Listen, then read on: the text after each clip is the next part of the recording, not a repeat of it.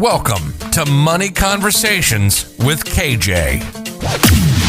KJ is a lifelong entrepreneur who's made a lot of money, lost a lot of money, and found his way back again. If you're looking for a sterile how-to, you're in the wrong place. KJ and his guests will walk you through real-life situations told by the people who live them, and they are as messy as they are inspiring. Each episode will offer lessons learned, advice on how to replicate successes and avoid pitfalls, and a new perspective to power your financial literacy. Far from a one-size-fits-all, this podcast can help you build a roadmap to your personal promised land. Milk and honey for some, whiskey and steak for others, and remind you that you're not alone on this journey. Well, hello. Welcome back, everybody. Money Conversations with KJ. I'm your host, KJ, and I have a really interesting lady in the studio today that I think you're going to get a lot of great value. She's been an entrepreneur pretty much her whole life, so she doesn't understand the mindset of someone who's got a JOB, right? Which is what we don't want. So I'd like to welcome Miss Erin Mills to the show. Erin, hi, welcome. Erin Pearson Mills. Oh, Erin Pearson Mills. That's okay. My husband doesn't like it. Well, welcome to the show. And listen, I think we were just talking a minute ago, and I don't know all of your story. I'm going to be super excited to hear about this. And I think the audience out there, anytime I can talk to people who have been entrepreneurs most of their life like myself, we have some interesting stories, especially with money, because, and we'll get into your mindset and your tradition, what you learn along the way on the people that are out there today that are listening and maybe thinking about becoming entrepreneurs. Maybe they are entrepreneurs right now, because we talked about there's such a rise in entrepreneurship that a lot of people, I think they need help along this path because little direction, a lot of direction, I think. So let's talk about your case where you are now. Erin and I are actually at the same real estate office. We're both agents, but we do multiple things, right? I've always believed in multiple streams of income. And you're a lady who has a lot of knowledge in a lot of areas. But let's go back to the beginning. I don't want to start at the end. Let's go back to the beginning. Talking about when you were young and whatever age this might be. And well, and just laying down the path, born and raised in crazy Las Vegas through the 70s and 80s. It was, and I was, that was the time, but there was a small town back then. It was. Right? It still is, really. Sometimes it is because you go out there and you run into people. I feel like Kevin Bacon. There's 12 degrees. Yeah. There's like 4 in Las Vegas, with my family being here since 1962. Yeah. No, I agree. I mean, we're a big city today, but we could still just go almost anywhere in the city and like, hey, I know you, or you know somebody I know. So that's cool. But talk to me about you, as far back as you can think anyway, money and when money meant something to you. Because we were all kids and parents giving us, bubblegum money, so to speak. Yeah. So my parents got divorced very, very early. And so I learned the value of a penny very, very early because my mom has always been a saver. So she had her own antique store. We've had the Las Vegas Racket Club, the Secret Garden, since 1962, and they always started their own businesses. My dad, on the other hand, he was the best craps dealer here in Las Vegas. And so he made hand over fist, owned 7 Porsches with just dollar because the tipping business. And so my earliest recollection was McDonald's finally came out with a Happy Meal. I was probably about 7 years old. And my dad decided to buy the entire neighborhood of children a Happy Meal. And I was so furious that he overspent his money, I refused to eat for 3 days. Really? Mm-hmm. So that's funny because as you say that, right, and we'll get into the parents, that you had parents on both sides of the spectrums. You had a parent that was a big saver, like, I'm hanging on to my money. Yep. And then you had the other parent was like, yahoo, I'm making money. Let's have some fun. And as a child, and what I've been learning through lots and lots and lots of conversations is we end up becoming products of our parents. And we'll talk about what they did or didn't teach you along the way.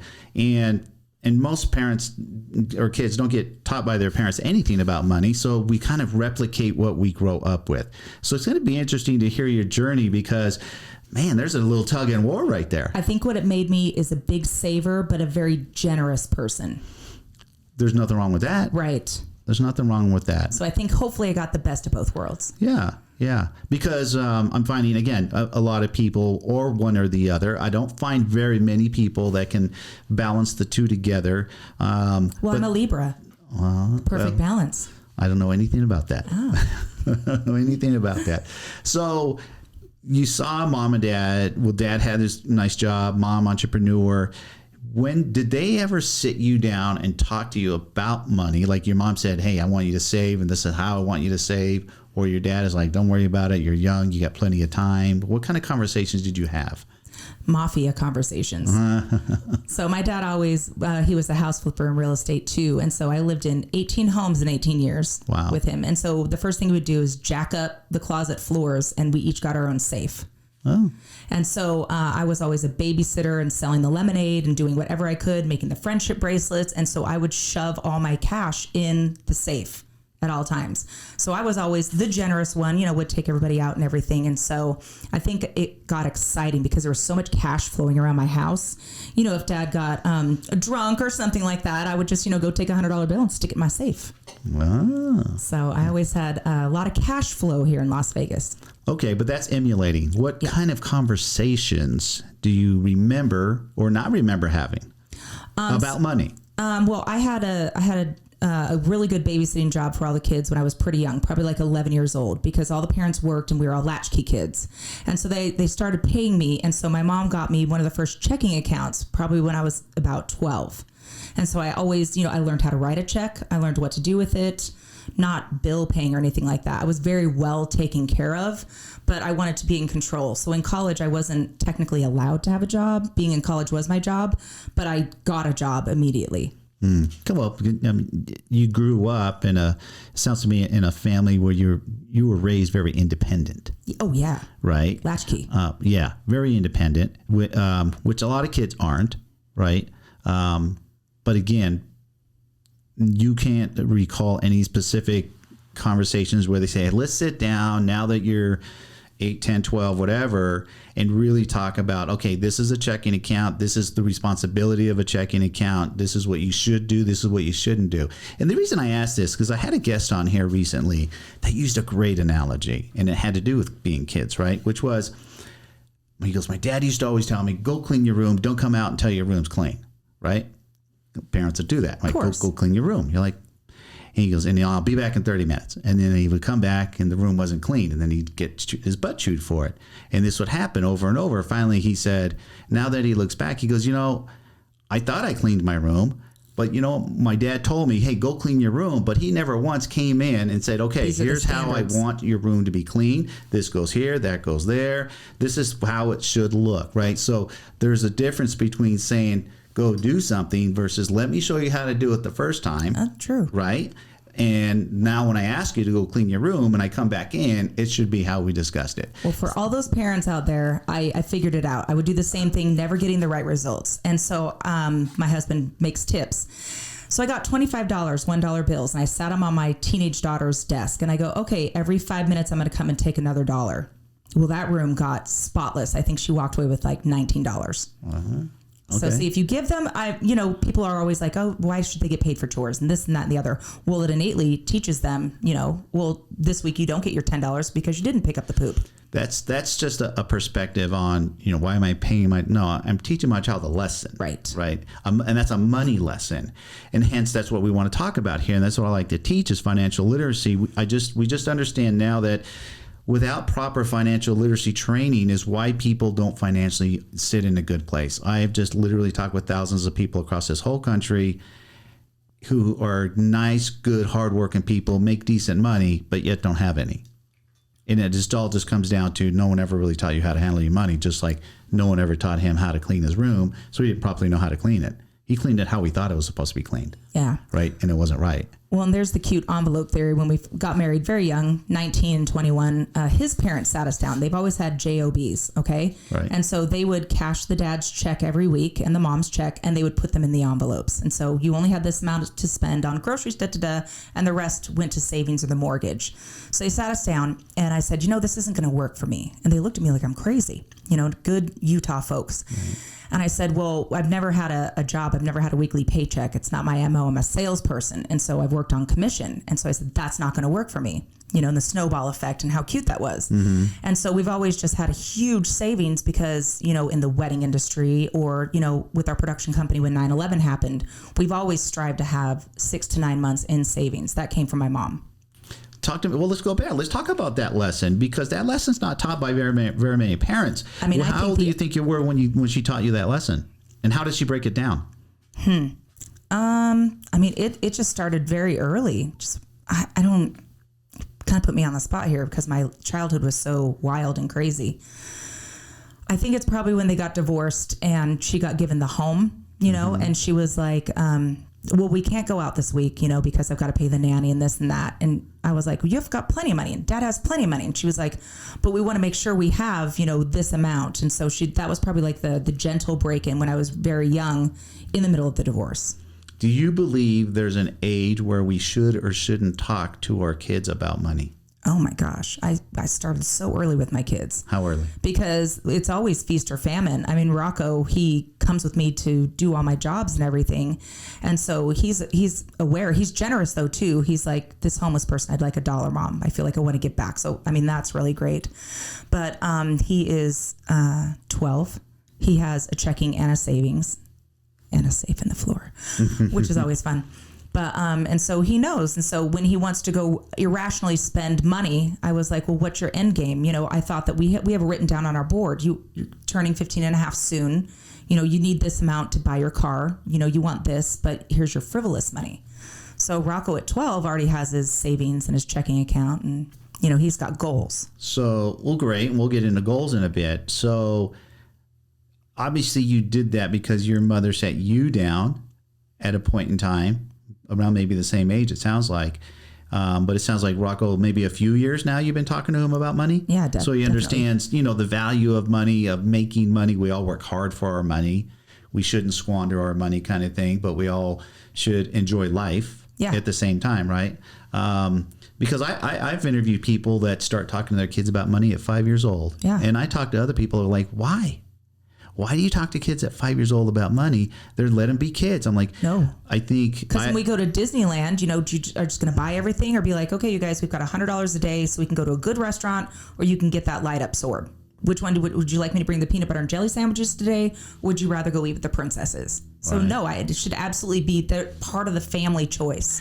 And that's great to do that. Do you believe you would do that whether you had whatever the budget was to go to Disneyland for the weekend, or if you had like a lot of money and it didn't matter? No, I don't. If I'm a gazillionaire, it would still be on a budget to teach them that. I think that's the disconnect out there, right? Because I think a lot of even young parents, and when I say young parents, you could be in your early mid-20s and have kids, but you're not going to Disneyland until your kid's 5 anyway. But that their mind says, I just want to give, you know, my kids the best possible life because maybe they had a very tight life, and so they want to give. But I believe that you're doing more harm than you are good. Absolutely, because like my daughter just got the keys to her first home this week.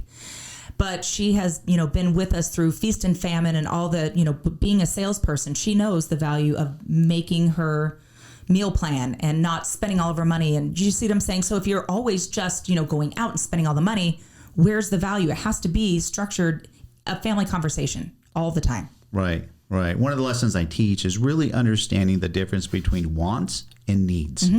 Right. I don't think that lesson is taught enough. And it's funny because my daughter's actually the youngest one has done the podcast with me, and she shared with me, she goes, Dad, you know, I'm out at the mall and she's doing fantastic. And she goes, but you're in my ear when I'm looking at something and I want to buy it. I hear you telling me, is that a want or a need? Absolutely. Right. And so oftentimes then she was like, all right, I'm not going to spend the money. I don't need it. Well, let's just say you have a JOB and you get a check every 2 weeks. You know, you're going to go splurge and all this stuff, but do you want or do you need it? When we in our industry get a commission check, don't you hear all the time, what are you going to buy yourself? What are you going to reward yourself with? Right. Well, I don't need anything. Some people, you know, want a Louis Vuitton purse or something like that. And I was like, well, mine is fine. Right. You see what I'm saying? I'm not a collector of things. I'm a collector of the future. Right. Great lesson. So a lot of you guys that are out there listening, and again, this is a very difficult lesson for a lot of people because, you know, they go out there, they work hard. If it's a job and you get paid every week or every 2 weeks, you feel you've earned and reward yourself with some sort of reward that is more of a want than it is a need, right? And you just figure in your mind, I'll get that on the next check, right? I'll pay that bill on the next check, or I'll catch up. And Being debt free is such, I mean, how can you, it's euphoria being debt free. Do you know what I'm saying? I mean, that should be the initial goal. That's why I try to start my kids debt free, which they are. Yeah, that's also great. I taught my daughter that lesson. I told her, I said, when she was like 16 or something, I said, sweetheart, I don't ever want you to have the feeling of being broke. Because those of us, which is most of us, who've had the feeling of being broke, not having $7 bills in your checking account, having bills that are coming up, not having the money, that feeling is a horrible feeling. And I said, sweetheart, you have no debt. You're doing the right things. I don't want you to ever, if you could go through life never experiencing that feeling, how euphoric would that be? Euphoric. Right? Mm-hmm. And most people know that feeling, unfortunately, but it doesn't have to be that way. Right. This is why I talk about financial literacy, which is you're a mom, you're doing the right things. Hopefully your kids won't get there, right? They won't think about spending some dollar amount that's, above, not living within their means, and they put themselves in a position now you have debt. Now I have to crawl out of this hole. Well, and a current conversation has been inheritance, because our parents are getting older, this sort of a thing. I don't love the thought of inheritance. I think that everybody should earn their own thing. And so I had this huge country club, held over my head forever. You're going to be a millionaire. You're land rich. You're all this stuff. You're all this stuff. And I was like, well, a different person would just sit back and just, like some people in my family, and just take that and just wait for it. Right. Do you know what I'm saying? Right. But I was like, I want to make my own wealth. And of course you want to pass it on to your children, but they should not expect that. Great. Let's go down that road for just a minute, because we all know people who have some sort of wealth or are going to leave money / assets to their kids. I'm with you on that page. Like Warren Buffett's on that page, right? I mean, that guy long time ago told his kids, you're not getting my fortune. I'm going to teach you how to make the money, and then it's up to you to make as much as you want. But I'm not leaving you my fortune. And he didn't. And right, he gave his money when Bill Gates opened his Freedom Foundation. And he's like, yeah, I'll give it. Right. And Bill Gates and Warren Buffett's giving his money away. I'm a big believer in that. Listen, people are out there working hard, doing the right things with your time and your money to put you in a position of where you're comfortable for you. And again, I always say there is no right or wrong answer here. Right. I know people that are completely happy, retired, $2,000 a month. I'm good. Great. I don't need any more. I know people out there like minimum $25K. I don't even think about, I think I'm broke. Linda unless Evangelista getting out of bed for less than. Right. So, and it's fine. And they're both right. It's just whatever you want. So for you guys that are out there thinking it's fine to dream. It's coming. Yeah, it's coming. I don't like that. Well, I like to surprise my children. And so I did give Isabel, she had no idea that she had a nest egg that I've been saving for. And so at the end of the day, I said, listen, I'm actually giving you $20,000. I'm covering, all of your costs and getting you in, and I lowered your rate. But she didn't expect that. And so it was just, a gift every once in a while is good. But we've been saving up for her since she was, a baby. Mm-hmm. Each one of my kids have their own little nest eggs they do not know about.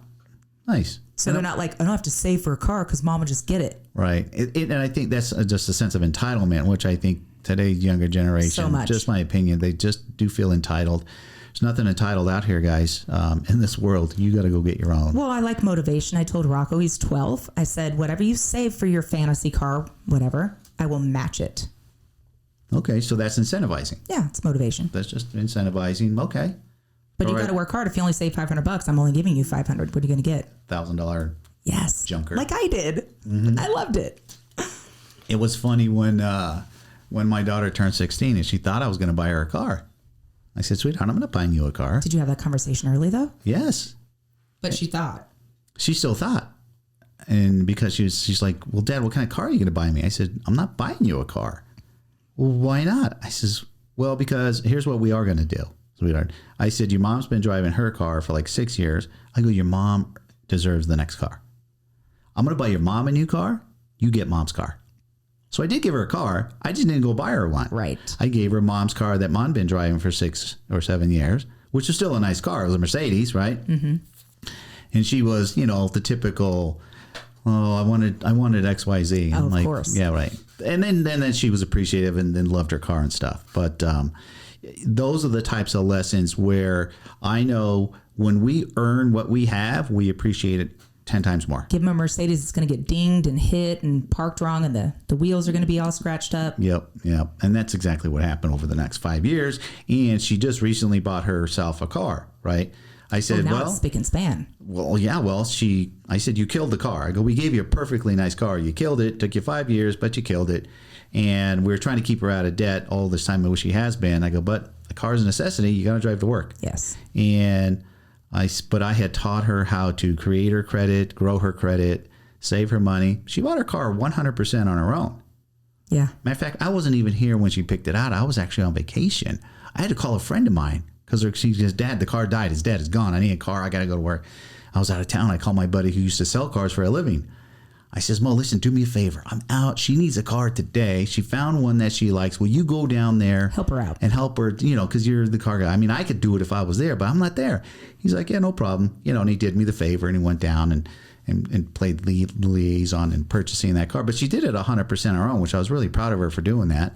And she did that buying her condo also. I said, I'm not giving you any money. I'm not signing. Right. There was no co-signing on my part. Yeah, no. But now she owns her own place. She kids never want to clean their room, right? Whatever. Well, I'm sure her house is gorgeous. It's now. perfect. Oh yeah, I'm excited to see how it's going to look in about a week. Yeah, it's she takes care of her place, and she complains about her roommate. She's supposed to clean the kitchen when she finishes. She doesn't do it. I got to do it. You got to set the rules. Well, I love the car conversation because we bought Isabel when she was 14. I went and bought her a car. Okay, I bought the Volt, the Chevy Volt, right? The blue Volt. Yep. And then I drove it for a couple of years. Okay, then I said, I'm not giving you this car. This is your car for high school. So you better be saving up for something at the end. And so when she, got her new car, I took the car back. There's no payments on it. I get heat all day long. You know this. But do I need a new car? I do not. No. I know. No, my cars are paid for. I'm fine. They drive great. Let's talk about. So the tradition was you had both sides of the coin, saver, spender, basically. You got the best of both worlds. You've pretty much balanced them well. So in the tradition sense, you came out good. You really did. At what age did you start making goals? And I call reverse engineer them. I have a goal of this. How am I going to get there? When did you learn about that and start doing it? So young. I was parentless. No, I had tons of parents and tons of grandparents, but I was the adult. I raised my sister and everything like that. There's always been goals. And when I was 5 years old, I wanted to be a plastic surgeon. So all my dolls, all my everything, I had all the doctor kits, and I knew I had to get perfect grades. But I grew up in the desert, and so what else was there to do but read? There was no computers, people listening. Right. And so all I did was read. And so I got perfect GPA, and I got into the college of my dreams, and I was on the path to be a plastic surgeon. That was my goal forever.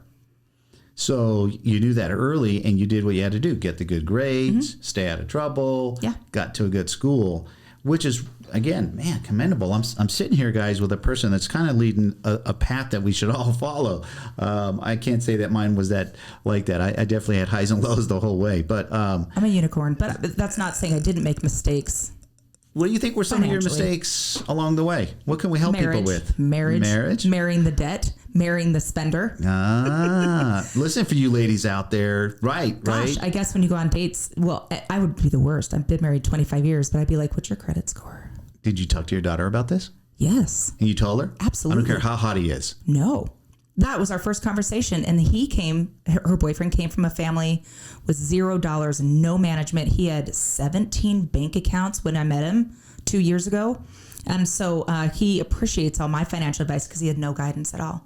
He has the student loans and everything. So in 2 years, they really whipped themselves up and saved $50,000 and got into a beautiful home at 20 and 22. Nice. And lucky for him, he found you. Right? Yeah. I'd like a thank you from his parents. Yeah, you would think. It's coming. But again, I always, listen, I have a phrase, parents can't teach what parents don't know. Right. That's not good or bad. That's just what is. Yeah. It's just the fact of the matter. And so you're raising your kids, and you are just very proactive from a very young age of your goals. You knew what you wanted. I was a weird little unicorn. You took the lessons from both sides, mom and dad, and kind of created your own little system on what to do and how to handle money. Well, and definitely being raised by grandparents a lot from the Depression era. Right. I really, really got that. It's not relevant these days, but, I still feel tinfoil. Yeah. I do. No, listen, my grandparents were from the Depression era also. And again, like you said, if you talk to anybody under 40 years old, that would be their great-grandparents. But those people were hold on tight. Yeah. Well, and my friends all know we go to dinner, and if they can't finish their meals, I'm taking it all to go. I mean, I'm the queen of leftovers. It's really bad. Wow. Frugal? It is. Making money frugal. See, Erin will always have money. I have people that want to pay me to like do all their food shopping and meal prep for them. Absolutely not. No. Those aren't the fun things in life. When did you teach your kids about setting goals and the importance of setting goals? Well, I think we've always had the chore chart because we're both very busy. And so I'm not a stay-at-home mom, and I require my kids to, have everything done. So love languages. My love language is acts of service. And so the house has got to be perfectly clean and everything has to be done. Otherwise, mom really spazzes out and starts throwing dishes. It happens, you know? So they've always had the chore chart, and they know there's massive consequences. I mean, I will cancel Disney World, or I'll go by myself. Don't piss mom off. Don't do it. Yeah. Don't do it. That's the redhead. No. So yeah, they've always had their goals, and they know that there's severe consequences. I mean, I've canceled their favorite thing to do, go to Utah for the family reunion. We did not go one year, and everybody thought that I was the craziest person. I was like, no, I'm gonna sit at home. Yeah, if they didn't follow the rules, there's consequences. Absolutely. Consequences. No, I like talking about goals, and the goals is the whole reason I'm the program that I have coming out shortly, which is Roadmap to Financial Freedom. Because if we don't know where we're going, how are we getting there? Right. Everybody says, I want to make $1 million a year. Well, how are you going to do it? Break it down. And break it down daily. Break it down hourly. Yeah. Break it all the way. Just reverse engineer. You can get anywhere you want. Especially in our line of work. I want to make $1 million. Well, how many houses do you have to sell? And then after taxes and you have to have a plan. You have to have a plan. So I find most people, there's a difference between a goal and a dream. Yeah. You know what I mean? And I think too many people confuse dreams with goals. The first of the year, this year's resolutions. I don't believe in that. No, me neither. But people get confused about it. I don't believe in Mother's Day. What? I'm a mother every day. Every day. I don't believe in Valentine's. You're in love every day. Every day. Every day. I'm just curious, so we can teach the audience out there, what specific lesson did you teach your kids when you sat them down, and how old were they to understand the goals? Like, this is what we want / need, and how are we going to get it? How did you have that conversation? Well, I think it was organically through what me and my husband were always going through, because we've always started our own businesses. And if there were, major trepidations, like our huge corporation crashed at 9/11 because we dealt with the Japanese. And so we went through several years of just absolute famine. Do you know what I'm saying? Mm-hmm. And so the kids learned. And so we would be like, okay, you guys, we've got this set amount. What would you guys like for dinner? Let's do this. We can go see a movie in 3 weeks. And so let's work our way up to that and get excited for it. But we'll have fun organically. So I think it was always there, because in our business, it was feast or famine, especially with weddings. You have 2 seasons and then you have 6 months off. So let's save a lot of money so we can maintain the same lifestyle for the entire year. So your kids really, not a specific sit-down lesson, right, talking about goals, more of the way that you ran your household, which was goal-oriented, the way that you did things. And again, going back to where we all grow up, whether that phrase, the apple doesn't fall far from the tree, that we all grow up emulating our parents, whether you want to realize it or not, right? Yeah. If your parent was a spender, you're probably going to, you're probably going to be a spender. So, or always a renter. So your kids today, as they're getting older, are living that same life lesson that you taught. Yeah, I told just Isabel over time, even before real estate world, which has only been a hot 4 years for me. I said, you're never going to be a renter. I was never a renter. I was for 6 months when we first got married. I said, this is for the birds. Where's my money going? Right. I want to paint that wall and I can't. Right. Well, then let's talk about, so you were an entrepreneur. And have you had the conversation with your kids? Are they going to college to get jobs? Are they going to college to learn how to be entrepreneurs? Right. What are you teaching them? So my daughter is very about passion. And so I cannot talk her out of being an art teacher because she has passion. And I said, great. So if you have this passion, well, then you need to have something else. What is your side hustle going to be? And so she teaches art on the side and she nannies on the side, because you do have a ceiling. So we've talked about her ceiling because she wants to follow her passion and how she can expand on her ceiling. Awesome. I've had that conversation with a lot of teachers, right? So that's a teacher. She's going to be an art teacher. And we all have to 100% commend these people who have the passion to want to teach, because we all know that every teacher in this country is underpaid. Yes. Right? Firefighters and the firemen in any given city make twice as much money. Correct. All those are also important jobs, and they're giving back to the community. So I commend them also. But I mean, I told her to marry rich. There is no argument about teachers don't make enough money. But you had mentioned something, and I just did a video on this: side hustles. Right. And I just did a video in the 2021 top 40 side hustles. Oh, because most people who have JOBs, like we talked, they only make $X. That's it. And even if you hit the height in your field, it's still, there's a ceiling there. Yes. You're not going to make any more money. And oftentimes, most people just aren't making enough money. Whether it's because I make enough money to live and survive, but I don't make enough money to fund a retirement account, or I don't make enough money to be able to fund some sort of an account because I want to go on vacation next year for 3 days even, right? I mean, all these reasons we need extra money. So what I found in this study that I did on side hustles is in 2021, the 40 that I broke down, 30 of them had to do with technology. Yeah. So like when you and I were kids, right? We didn't have that. We didn't have my side hustle was mowing lawns. I like it. That's what we did back in the day when I did, right? In today's, not just kids, but you could be whatever age and you're at a job, you have learned XYZ skill set over time. Whatever that skill set is needed by somebody else on this planet. And the greatest thing about technology and having a side hustle in technology and leveraging the internet is like your audience is the planet. Right. Especially with Clubhouse these days. Just all of it. Just YouTube, Clubhouse, Twitter, just all of them combined, that you can go out there and make yourself that extra $1,000 or $2,000 a month to, again, fund retirement accounts, pay off debt, save for vacations or a new car, whatever it may be. But you have to be proactive about it. And find your passion in it. I have a neighbor that's a stay-at-home mom, 5 kids. She really can't do anything else. She is a couponer. And so her side hustle is she will go buy 50 Pantenes for a penny, and then she will resell them for $5 to me. Of course, I don't have time to coupon. Right. So, I mean, that's amazing. Find your passion and make money at it. Exactly. And through conversation, I found a lot of folks who will have a job, whatever. You're not crazy about your job, but it's paying all your bills or whatever. Right. You start a side hustle, because side hustles are generally something that you want to do. That you don't have to do, but you want to do this XYZ. How are you going to make a living? Side hustle. And your side hustle ends up replacing your job. Yeah, which is the ultimate goal. Which is, the American dream. Officially, you could just become an entrepreneur at that point. So I love that you said that, because too many people out there are sitting like, I don't make enough money. I don't know what to do. What's your passion? Find a passion. Go out there, set a goal. Yeah. Reverse engineer. How am I going to do it? I mean, we live there's a reason why you hear the phrase, we live in the best country in the world, because nobody's stopping you. Yeah. Nobody's stopping you. Do some homework, take some action. Action is critical, right? And just go out there and do it. So it sounds like, your daughter is doing that, that's what she wants, follow her passion. Yeah, she commissions painting people's animals. And that is actually her top dollar right now, because everybody loves their animals. Right. And so she commissions paintings of their animals. They send her photographs and she paints them on the side. And she loves it. It's not work for her. So you're mentioning your daughter's 22? 20.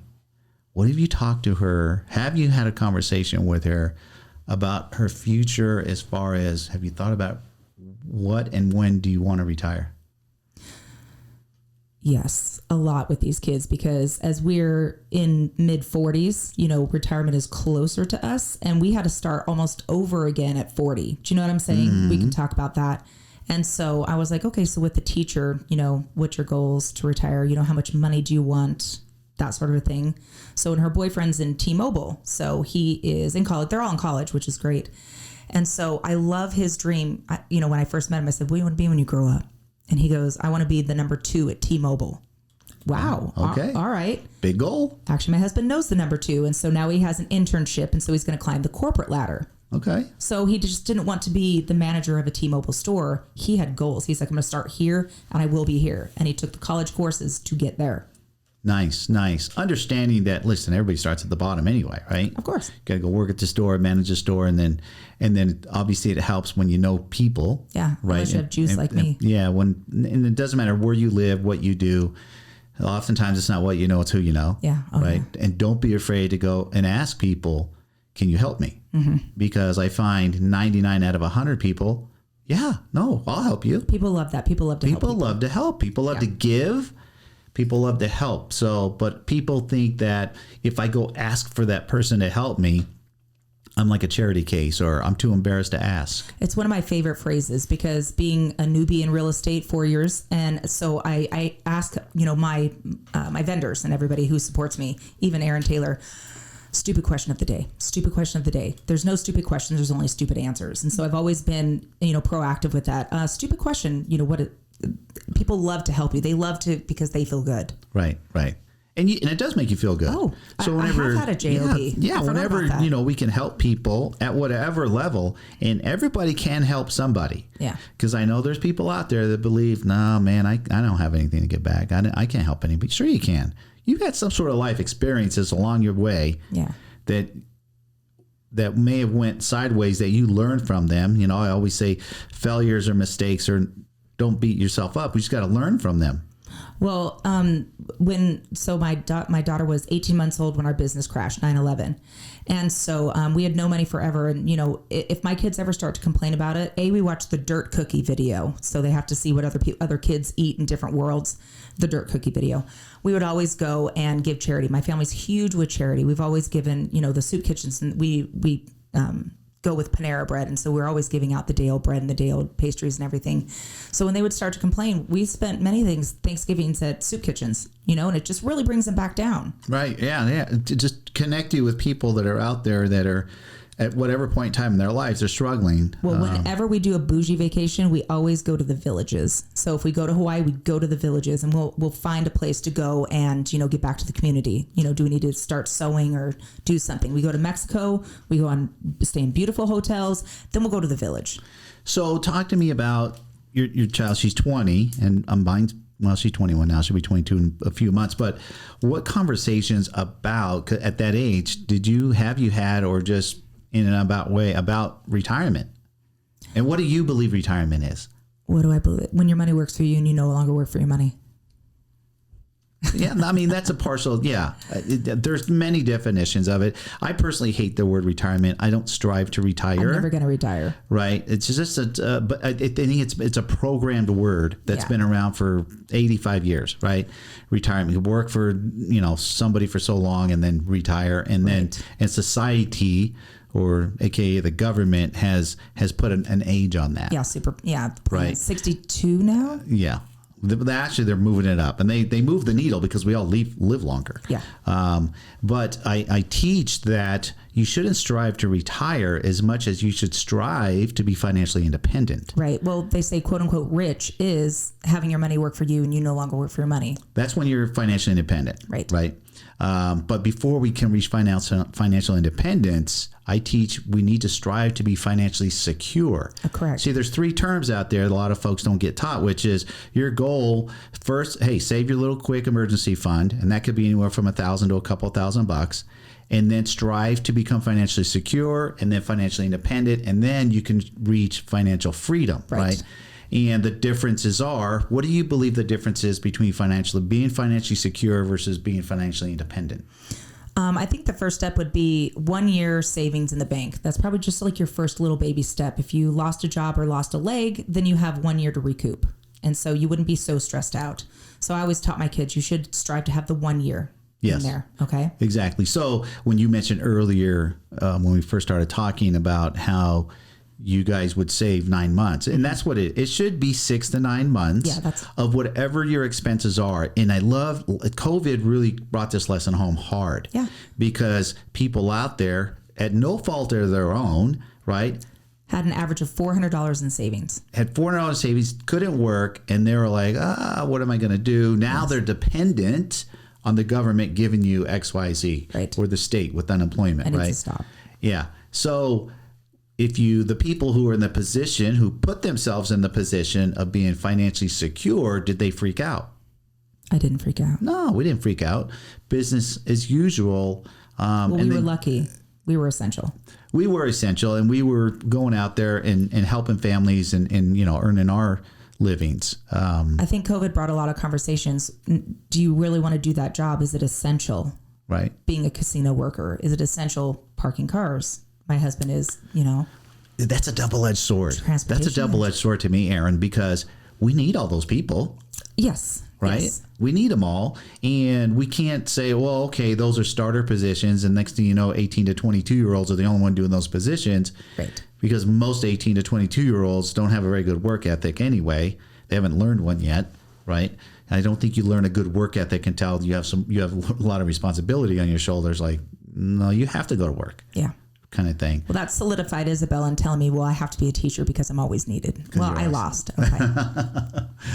No, but again, that's giving back, and we know the arts are extremely needed, whether it's art or, music or any of those types of arts are needed because people learn so much from those. They learn a lot of good math. Yeah. And it builds your character. It does. It does. So yeah, back to retirement. So I've taught my kids retirement's a number, not an age. Right. It's a number. And again, earlier, as I said, you could be happy with $2,000 a month, or, hey, I'm the person that needs $25K or more a month. Then you got to go strive to do what you got to do to get there. But like Warren Buffett says, if we don't learn how to make money while we sleep, you will work till you die. Yes. It's just that simple. So what do I got to do to make money while I sleep? Well, you have to invest your money, right? Talk to me about investing. How old were you and what do you invest in now? What I invest in now?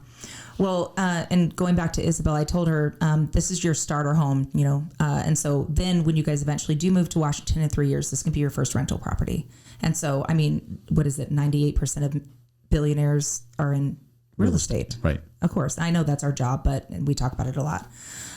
So where we put our investments. So now we just started with the stocks, and it did kind of open my eyes with EXP. I've always had managers that you would give the money and they would invest for you. So we've got several just, but kind of on a lower end. Do you know what I'm saying? Because I felt like for 40 years we were scrambling with all the different businesses and helping the family businesses. And 4 years ago, my grandparents had 19 rental homes, and they said, go get your license. It'll be fun. And that's where 40 years old, I got a different job. Right. So now it's a big direction. Well, I think, and one of the lessons I teach is the rule of 72. Do you know what the rule of 72 is? I should. The rule of 72 is compounding. Maybe here in a minute. Compounding interest. And compounding is based on time, right?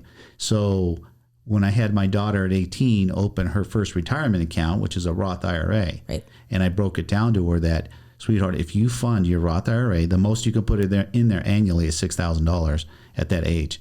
And you fund it for 7 straight years, from 18, right, to 25, and you never stick another dime in that account. Compounding effect will happen, and at age 62, you'll have about $1.8 million. I go, are you going to stop at 25 or keep going? She goes, right, like, why would I stop? I go, exactly. So don't stop. Keep going. What do you think you'll have by age 40 or 45? You'll have $4 or $5 million. Will that be enough? Will that be a number that you think you could retire on? Probably, right? So, but time is on our side at 18. Right. I'm 59. I started about 10 years ago, but the older we are, time's not on our side. Right. Right. It's the compounding effect is, the lesson is, we're always either paying or earning interest on our money. And if we're paying it, like on your credit cards, if your credit's not that great and you're paying 8, 10, 12, up to 24%, some of these cards are, right? But if you go to the bank and you say, hey, Mr. Banker, I want to put my money in your bank in a savings account, what kind of return can I get? You know what they pay you in a standard savings account? 1%? Across America is about 0.25 of a percent. Yeah. It's nothing. I haven't done that forever. If you do the math, now you do the math on the rule of 72, and the reason they call it the rule of 72 is you divide the interest rate into 72. That's how long it takes to double your money. Oh, there you go. Right? So Well, let's see. 70. If I make 1% on my money and it takes 72 years, if I put 10 grand in the bank, it's 72 years. So it's 20 grand. That's pretty much someone's lifetime. Yeah. Right. That means, okay, well, 1% isn't doing me any good. I love CDs. I played with CDs when I was in high school and college. If I didn't want to spend that $2,000, I'd go lock it into CD. A CD is a great place to hold money a little safely, but they pay, you know what they pay? Now? No, I haven't done one in years. So the average CD across America today pays less than 2%, anywhere between 1.5 to 2. There are probably a couple of places you could go out there and find a 2.5-er. But think about it. At 3%, if you're earning 3% on your money, how long does it take to double your money? Times 72. Divided by? Divided by 72. Yeah. So it would take you 24 years. So it takes a long time. Those are just good holding cells. They're holding cells. I'm not a believer. I personally don't care for CDs. I want to have my money earning double digits, or in a place where it's earning money, but I have access to it within just a couple of days. Yeah. Right. The bank account, you can go down in an hour and get your cash if you want to. I stick my money in index funds or my other retirement accounts. If I need that money, it may take me 2 or 3 days to go get it, but I have emergency fund money for emergencies. Yeah. Right. Emergencies are your car just broke down, or water heater, just things that cost. That's why I say an emergency fund, $1,000-$2,000. Just, holy crap, I need a set of tires, or my transmission went out, or whatever, something like that, or the stuff that always goes out when the timing is always wrong. Right. It's the worst timing. It is. Stuff breaks in the worst timing. The rainy day fund. But yeah. So you got to have that. So understanding that rule is vital, and teach that rule to your kids, because the credit card company who's charging you 18% and is doubling their money roughly every 3.5 years, right? Because they're charging you so much. Yeah. But nobody wants to pay us. So you have to learn how to go out there, and there's plenty of ways to earn double-digit interest. Yeah. You just got to learn how. That was a big thing with Isabel's boyfriend. So many credit cards everywhere. The Victoria's Secret, the Best Buy, the this. And I said, a credit card is just to build your credit. It's just a credit builder. It's not your money. So I teach that lesson. Here's my belief with credit cards, because if you talk to a Dave Ramsey, let's say, or Susie Orman, especially Dave's huge on no credit cards. Dump them, forget them. They're just, credit cards are bad. They're going to get you in trouble. And I love when people use that phrase, credit cards are bad. I said, well, one, a credit card's a piece of plastic, so you tell me how a piece of plastic is bad. Yeah. It's not. The person who uses that credit card, like a gun. Yes, person who uses that credit card irresponsibly is bad. Don't blame the credit cards. No. I actually have taught my kids that credit cards are your friends, and if you learn how to properly use credit cards, they can be extremely good for you. Mm-hmm. One, in this world that we live in today, how much fraud is happening on the planet, how much identity theft is going on this planet, like ridiculous amounts. If I have my credit card company is on your side. If I have my credit card and someone steals my purse, or they get my credit card number off the internet and they go rack that card up, whatever it is, you're secure. Whose money was that? Yeah, not yours. It's not my money. Okay, I have one story. Good learning story. Okay. So we had a deal at the airline so we could fly for free. Yep. Okay, so I took my family to Cancun, and I thought I was being very smart. Okay, left all the credit cards at home and only took a debit card. I thought I was being so smart. We had $700 worth of cash. Okay, we had specific things. Everything was already paid for. Okay, so we had to pay the taxes on the flight, and they ran the debit card several times until it would go through. We get to Mexico. Well, our account's locked. And it's over a weekend. We had access to zero money. Zero. So we had this $700. And so what we did is now we could only eat at the hotel because they doubled our money. So we gave them like half of it. We wanted to do all these things. And I said, all right, you guys, we're going to go to this gas station. We're going to eat peanut butter and jelly when we go to do all of these things. And so we lived, I call it like the Griswold vacation. Really? And so, but that was so huge. I couldn't get any access to anything. And why did I leave the debit cards at home and not bring the credit card? It was so dumb, but it never happened to me before. Live and learn. Yep. And so you need to travel with just your credit cards and no access to your actual cash. So guys out there listening, it's such a great lesson. And that's the lesson I taught my daughter. I said, listen, sweetheart, you leave your debit card in your drawer at home, you take your credit cards. Again, if you lose your wallet, it gets stolen, whatever. Yeah. It's not your money. Don't worry about it. If someone gets a hold of your debit card and drains your bank account, guess what? You're not getting it back. Money's gone. Yeah. Money is gone.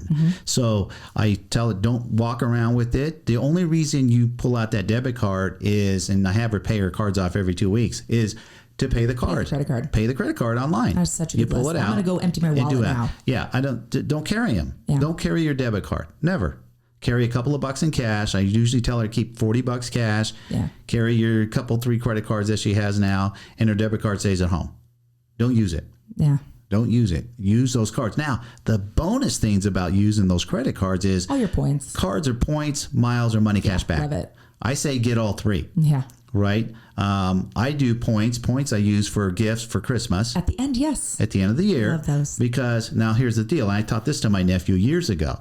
I says, here's what I want you to do. Take one credit card that pays all of your groceries. Take another credit card that pays all of your utility bills, and you're getting these different benefits from these credit cards. And because And then I've got a business credit card of a business, so then it's you got a easy for business taxes. one. And because he came to me and he said, Uncle Kev, man, I can't get my credit score above 640. He goes, and I pay all my bills on time. I go, understand, credit card companies are a for-profit business. They want to make money.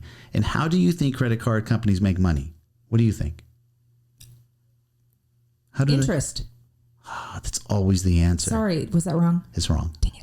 Now, You're the money guy. I'm not going to say it's wrong in the sense they don't make money in interest, because they do. Yeah. But the it's above 80% of the money that they make is from the merchant accounts. Every time you or I, the consumer, swipe that card, I should have known that. I've had a merchant exactly, account. and you had to pay it, right? Oh my God. So every time someone swipes, I don't care if your credit score is 500 or 850, it doesn't matter. The credit card company's getting paid. Yeah. Right? They're getting paid. So what do they want us to do as consumers? Use it. That's right. Swipe as much as you can. Yeah. Because they get paid. So I said, pay all your bills. I said, how much are your bills every month? He goes, like $4,000. I go, okay, check it out. $4,000 a month times 12. Right? That's $48,000 a year that you could put on credit cards. I go, And getting rewarded. now you're going to get miles enough to go on your vacations, right? For on your airplane, or you get the hotel for free. I know so many of my friends that vacations are almost free. You're just taking your eating money. Yeah.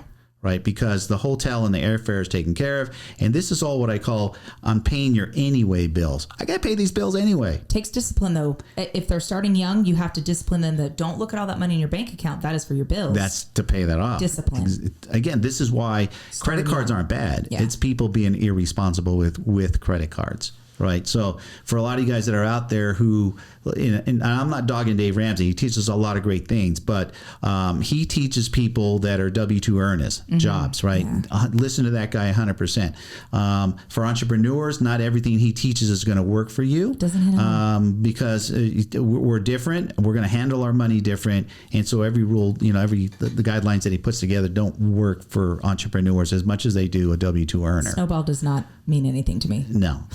Just stay out of debt. Just pay, understanding that whatever the interest on your card is, the interest doesn't come due until the first day after the bill was actually due. Yeah, get one for 50%. So you have free money for 30 days. It's free money. Yeah. You're not getting charged. And then when you do really well, you don't even get the annual charge. And you're such a great client because remember how they make their money. Swiping. They love you. You're a swiping fool. You're the best. I'm gas. I'm food. I'm lunch. I'm whatever. Swipe, swipe, swipe. I'm going to spend that money anyway. So that's the things that you guys should do out there to build your credit, because that's what they want to see. How early can Rocco get a credit card? Let me ask you this. How soon can you start to build your credit? What is that age? There is no age limit for a credit card company. So what it is my 12-year-old can get a credit card. Here's how it starts. As I did with my youngest daughter, I says, listen, I'm not signing. Most parents sign. I'm not signing for your card, right? I'm going to show you how to do it. I said, I'm going to show you how to do this. And she said, okay. I said, you're going to apply for a card. They're going to ask you to have, the first card will be a secured card. $200. I was going to say $250. $250s. Where do you find these magical credit cards? Credit Karma. Okay, or I was going to say Nerd Wallets. You hear about this one? All over. Okay. All over. Just get a secured card. Now, here's the key. They want you to use it, so you must use it. So even if you're 12 and you're saying, I'm going to eat lunch, I want these tennis shoes, whatever the little things that they want, that you know that you can pay that $200 before the 30 days is up. Yeah. Now, I'm going to build his credit tomorrow. double-edged sword here, because the rule of thumb with credit is whatever your credit card limits, whether you have 1 or 10, whatever that number is, do not spend over 30% of whatever that is, right? So if you get like a credit card at $200, how much money can you spend? 60 bucks. That's it. So fine, go spend your 60 bucks, pay it off in 2 weeks. You do that cycle in 3 months. They're going to call you up and say, okay, we're going to give you a card with a credit limit. Now you have a credit line for $250 or $300. So instead of giving them the money and basically you're spending your own money, now they're going to give you, actual line of credit. So you're going to keep going on the same direction. Why don't they have these classes in high school, in junior high school? Why? They won't. Why'd they take away home ec? That would do they want to dumb us down? They do. They want to keep us as sheep. That's my Terrible. that's my theory on it. But this is why I'm so passionate about teaching it and credit. Every time I do a live workshop, everybody wants me to just really get deep into credit. It's part of the program. It's one of my bigger chapters because we can't get in depth, but understand that it's just a game. It's their game. Mm-hmm. We just need to know the rules. Right. And so once you learn the rules and how to actively work these credit cards correctly to your advantage, it's literally thousands of dollars in your pocket every year. Right? Free airfare, free hotels, because they're making money on you. Remember, every time you swipe. And where's that credit card go? I mean, the debit card? In your drawer. In your drawer at home. Don't let anybody steal that thing, because that money's gone. If that money's gone, it's gone. Yeah. The bank just says, sorry, can't help you. It's true. It's horrible. So yeah, that's a good one. I just want to touch on one more subject with you, because I know this was a new one to you. Yeah. In the office, we were talking last week. Oh, yes. Asset protection. Yeah. Before last week, what was your mindset? I knew it was coming. You know what? It's just something you put on the shelf. Oh my gosh. You put it on the shelf. Do you know what I'm saying? Right. What was my takeaway or my aha moment? Yeah. What was it? It was the gun. He was like, if you want to go out and you buy a gun, you're going to pay $500. Now you have to reiterate that for me. Well, his lesson. So the thing with asset protection is there's a term that most wealthy people live by. Own nothing, control everything. Control everything. Because we live in such a litigious society, right? Mm-hmm. People sue people for just this, or they try anyway, for the stupidest things. And when you go call Mr. Attorney, hey, I'm suing this guy for whatever, attorneys are for-profit business. They're not working for free. Great. Take his house, take his car, take his bank accounts. They say, well, their job is, as an attorney, well, who you suing? Give me the name, John Doe. Cool. I'll be back to you in a few days. And they go do their homework. The attorney will. What kind of assets does this person have that we could get? It's because this guy wants to sue him. Yeah, I'm a sitting duck. You're a total sitting duck right now. So it's our job to protect our assets, hence asset protection. So there are ways legally to protect ourselves against people and our businesses. You could protect yourself personally. You could protect yourself in a business. And it's through corporations, setting yourself up correctly where you're going to be extremely protected. I'm not going to tell you that everybody that has a set up corporation is 100% asset protection free. Not depending. I could tell you it's a benefit to open a corporation in the state of Nevada. It's called we have what's called a corporate veil that they cannot pierce, meaning they cannot peek behind the curtain and see what your assets are. So if some attorney says, hey, I'm going to go sue Erin Pearson Mills, and they go to try to look you up, like, well, she owns this company, that company, the other company. Great. Okay. What does she have? I don't know. Yeah. I can't look in there. Does Lonnie take credit cards? Yes, he does. So when they can't look in there, then they say, well, I got to roll the dice now. Do I keep going? Right. And the only way they can get into behind the curtain, so to speak, piercing the veil, is they have to prove that you committed fraud. Mm-hmm. And proving fraud is the hardest of all crimes, because it's a he said, she said argument. Yeah. Who do we really believe? You know what I mean? So it's a really hard argument to fight out there. So in most cases, an attorney will be like, well, I want to make money. I'm not going to make any money. I'm not going to make any money here. So I'm going to go back to John Doe here and say, well, John Doe, I know you think they did you wrong. They did whatever, but there's no assets for me to go attack here. We could sue. You're not going to get anything except my bill. Yeah. Can you pay my bill? Well, no, you take it out of whatever we sue them with. Well, there isn't anything. Well, and it wasn't my thought process, but in the class, everybody's like, oh, well, it costs so much money to set it up. And he's like, you're going to save that tenfold this year. Yes. This year. Yes. You got to spend money to make money. You do. You do. You do. So, yeah, I'm glad. He just opened another corporation for me. So I open them. Every time I have a new venture, I open a corporation. Yeah. Unprotected. I tell you want to sue me, you're going to get my shoes. That's it. Yeah. And then I'll just go get new Mine are ones. kind of fancy. Well, I'll just get new ones. Better than taking the rest of my cash or assets. But big topic that most people don't talk about because they don't know about, and they start making money, right? And you, generally speaking, you don't start making money to maybe your mid-20s if you're really good, and then in your 30s and 40s and you're making money, you're just thinking, I'm keeping it, but it's vulnerable out there. Yeah. To hackers, just all kinds of ways that it could be taken from you. And how would you feel if all the assets and money you have right now was gone in one fell swoop and tomorrow? Yeah. And then a step above that is having the family trust. And so it's not about the inheritance, but if mom and dad die in a car crash, do you really want your kids to go through that? What would an 18 or 22-year-old do with, say, $250,000? They go blow it. Yeah. Yeah. So maybe not my kids. Setting those things up correctly. Yeah. Okay. Yes, they get $250,000. I say they get, and the greatest thing about that is it's your game, your rules. So now you could say, I've got 3 kids. They're each going to get right out of the gate $25,000, and then when they hit, you could pick milestones. It could be an age. It could be when you're at a job so long. It could be when you personally get your credit score to a certain point. Because getting a credit score to 750 or higher, you're being a very responsible person. Yeah. So when it's not up there, that means you're doing something wrong, and this is where you shouldn't give somebody a bunch of money because they're just going to go spend it, on things they the lottery shouldn't be. Winners are broke. Yeah, because they don't know how to handle the money correctly. So, yeah, get into that. Talk to Lonnie. He's going to really. He was here yesterday, and he's going to hook you up and get you. I told him get you on the right path. Let my dust settle with my daughter. Yeah, got going on. So. Yeah. So listen, man, what a great conversation we just had. I think today's takeaway, guys, is we just talked to a lady that's been an entrepreneur her whole life. And so she never really understood the rules of the game as a W-2 earner. And there's nothing wrong with that. I'm an entrepreneur almost my whole life, and I agree with that. But for you W-2 earners, it's okay.